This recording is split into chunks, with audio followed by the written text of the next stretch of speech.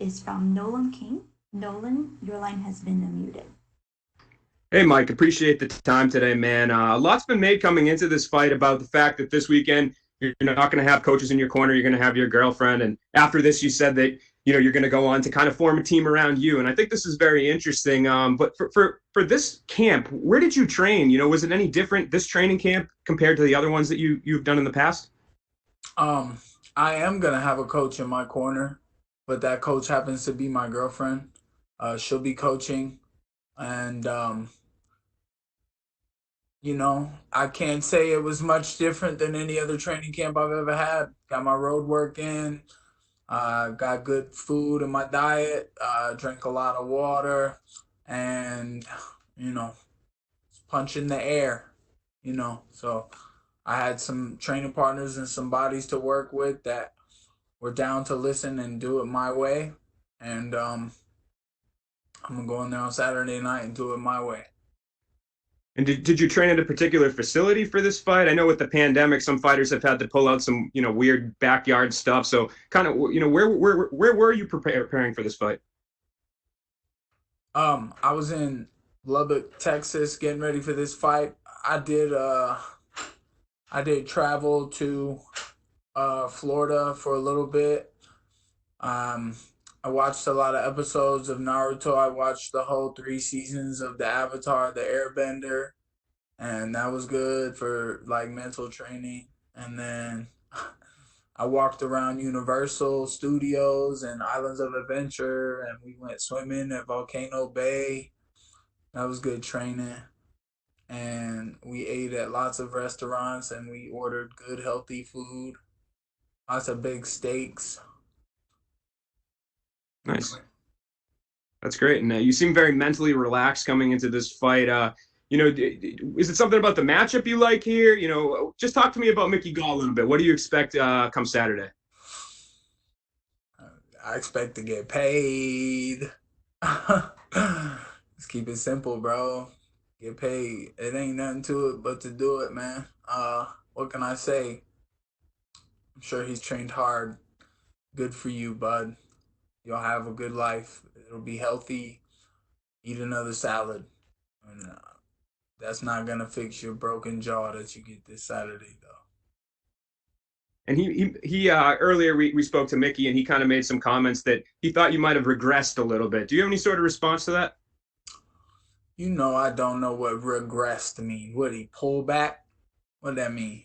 Saying that your skills have gone backwards a little bit, that you've diminished over time a little. Well, if he thinks how martial arts works, he must have fell off the bike a couple times.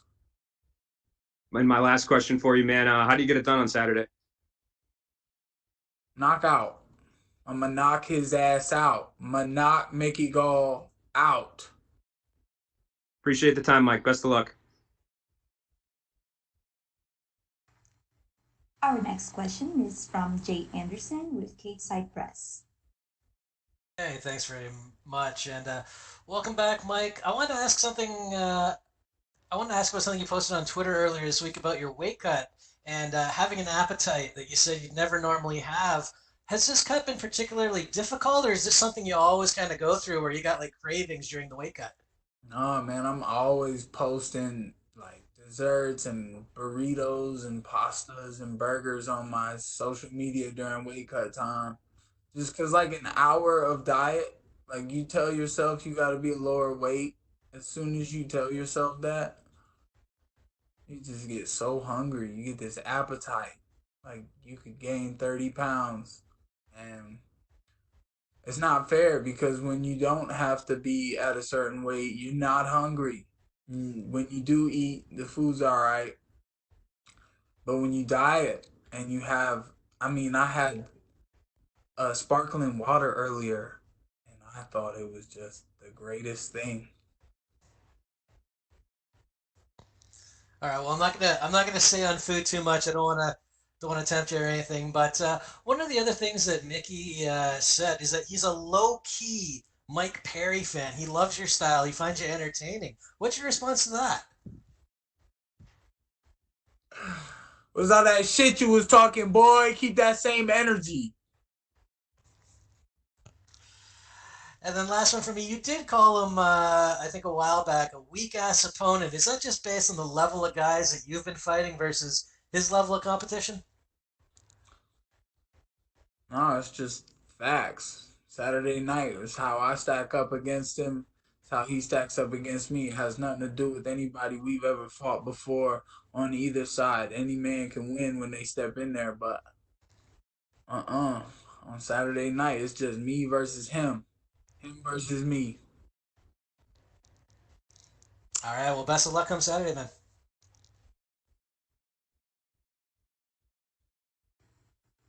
Our next question is from Mike Heck with MMA Fighting. Hey Mike, how's it going? I know you've been critical of fans, you've been critical of media heading into this fight. Are you happy to be here right now talking to us? Hell no. I'm not happy to sit here and talk to y'all when I could be laying down watching TV, cuddling with my girl, or walking through Vegas, maybe, getting some sun, cutting some weight, because I still got some pounds to get off.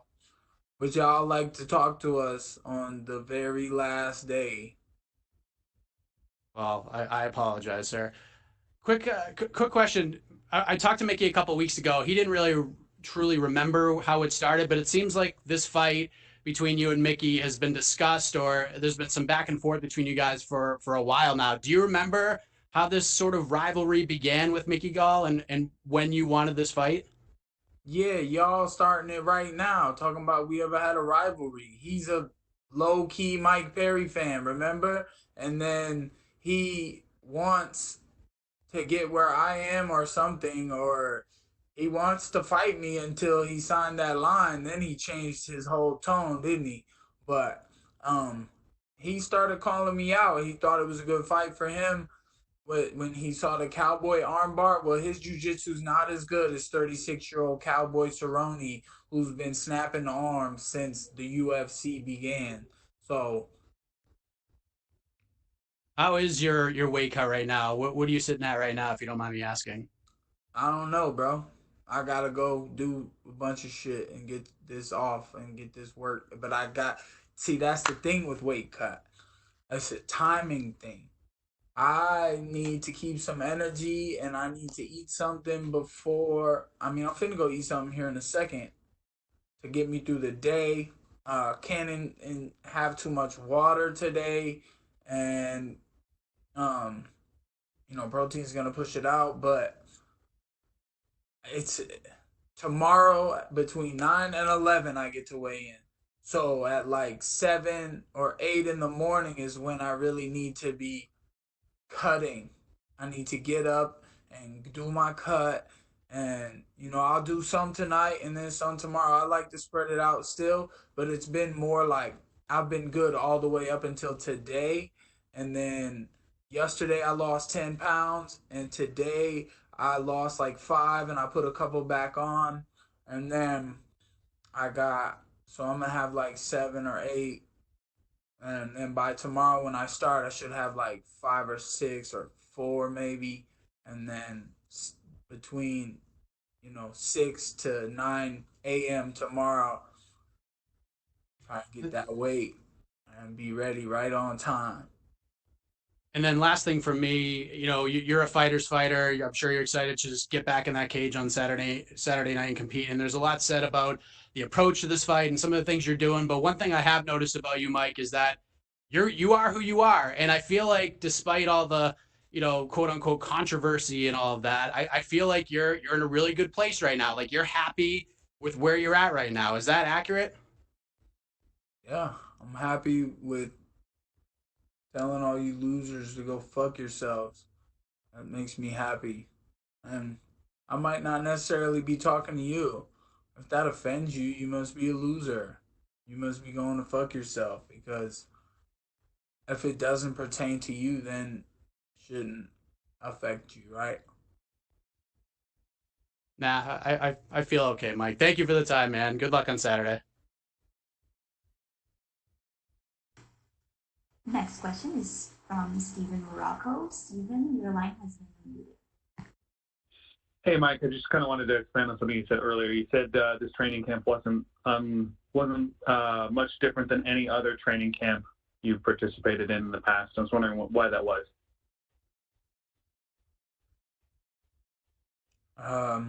Fighting is simple.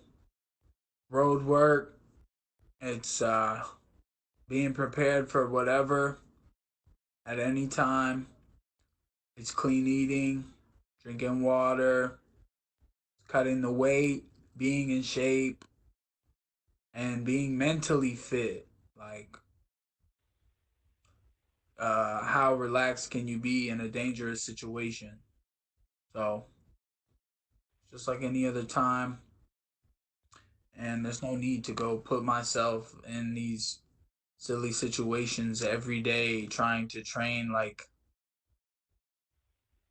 I don't already know what I'm supposed to do. I let people drown out what I knew what to do from years ago when I broke into the UFC and I handled my business. That was all me then. I used to be a coach at a UFC gym and I was teaching cardio kickboxing classes and I got in the UFC, and then when I stopped teaching those classes and started just training full time, listening to somebody else, and I stopped listening to myself all the time. So this is what got me here. One of the things that you said that you wanted to do around the time of that submission grappling match is sort of get back into this winning mindset and start to, care to work hard, care about the sport. Do you feel like you've found that place as you're heading into this fight? Is the training with or having the girlfriend corner you, is that part of like not taking things so seriously and just sort of being you? But I am taking it very seriously. I take my life very seriously. This is my life. This is what I do. Why would I want anybody else to get any credit or get that front row seat than the only person that I give a fuck about? Like I don't really get it, bro. It's working out. It's to fight. It's by yourself all the time is what we do, and I got one thing that I fight for. Which is what? Money? No, that's a nice addition, but no, man, I fight to be to be who I am because who I am gets me the one thing that I fight for. My girl, bro. And how's she taking this? Like being in Las Vegas for fight week, getting ready for this with you. It's your first time, right? First time doing this together as a couple, right? Yeah, she's she's good, bro. She's chilling like she always is. She's one of a kind, man. So, you can't really there's nothing to see quite yet. I mean the weight cut is something to see. She's seeing the weight come off of me, and she's gonna see me step on that scale a few pounds lighter by tomorrow, and she's gonna see a difference there too. So as we get closer, I see a little more, you know, sparkle in her eyes, and like I'm doing something impressive, and that just gives me more fire. And on Saturday, I'm gonna fight for her in front of her, and not let nobody take nothing from me. And it's gonna be a great show, bro. What can I say? Have you given her any advice on how to corner you best? Sit there and enjoy the show. So she's not going to give you any like fighting advice. She's just going to sit there. If it gets to the second round, no. Life is fighting advice. We fighting out here every day with this COVID shit and trying to deal with who's rich and who's poor and who's black and who's white. We just keep fighting. Well, I done all the scientific, all the, explanations written down on paper, all this shit about how you should be, how fighting, what this person think you should do in a fight. No, I think I'm the one with the experience and I know how it should go. I just want to feel good. She's just gonna be there to make me feel good, make me look good, And if it even goes to the second round, it's because I want her to have time to talk to me in the corner. I want her to give me a kiss and tell me to go get him. Thank you, Mike. Appreciate it. Our last question is from Augusto Herman Gay from Somos MMA. Hi, Mike, how are you? Good. I just have one question for you. Mickey Gall just told us that he loves the smaller cage. What do you think about it?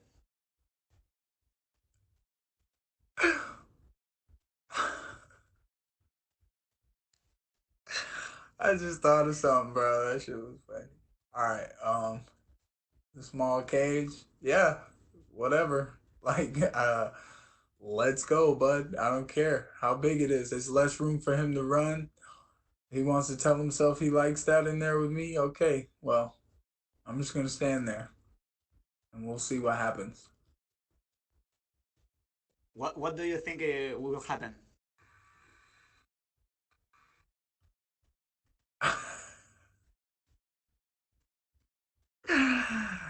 He gonna try to throw something, and I'm gonna pop his ass, and then he gonna try to grab something, and I'm gonna pop his ass again, and then he gonna fall down, and I'm gonna pop his ass one more time, and the ref gonna be pulling me off of him. I ain't even gonna let the ref pull me off. I'm gonna stay there and try to pop him a couple more. Okay, Mike, thank you very much and good luck on Saturday. Thanks. That's all we have for you today, Mike. Thank you. Oh man. You remember the guy who told Floyd, he'd be like, "You catching a rabbit, you the champion." And Floyd was like, "I don't know what you said, bro, but I know you said I'm the champion." I like that. I like that shit, bro.